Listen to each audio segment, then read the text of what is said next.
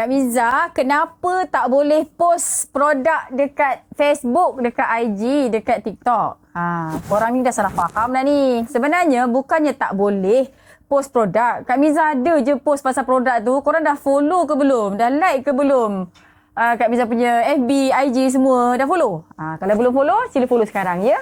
Sebenarnya yang tak boleh adalah kita tunjuk gambar produk kan, tunjuk aloe vera, tunjuk omega kan. Lepas tu kita cakap, kencing manis sembuh, stroke sembuh, kanser sembuh, lepas tu cepat kurus, lepas tu cantik.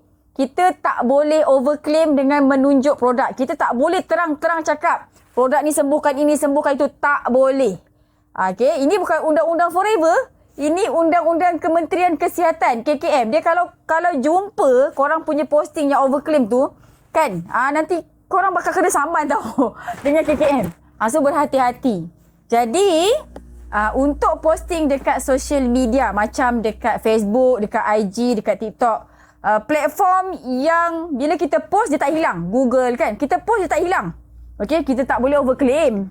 Tak boleh overclaim. Tak boleh cakap ni sembuhkan kencing manis, sembuhkan kanser. Walaupun kan aloe vera, omega, produk forever ni dah menyembuhkan orang kanser kan. Orang yang dapat death letter pun boleh hidup lagi sampai sekarang kan.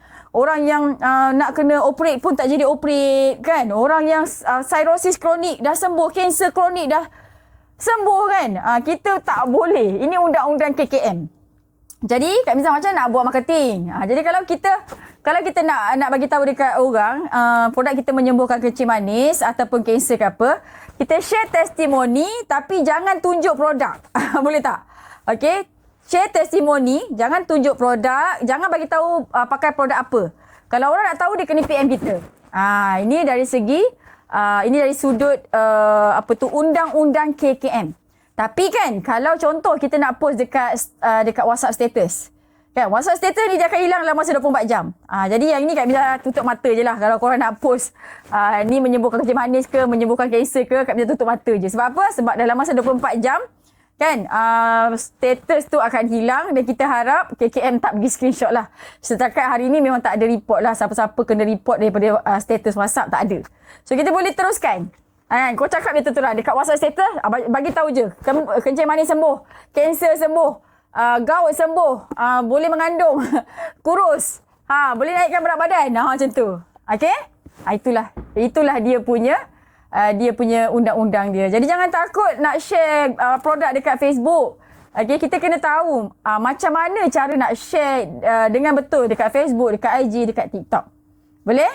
Alright, so siapa yang dah faham, bagi tahu dekat Kak Miza, komen, faham Kak Miza.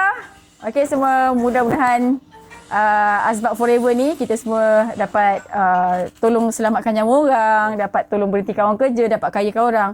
Mudah-mudahan asbab perjuangan kita kat Forever ni Allah bagi kita rezeki mati masuk syurga tanpa hisap. InsyaAllah. Assalamualaikum. Percaya hidup penuh keajaiban. Baik orang.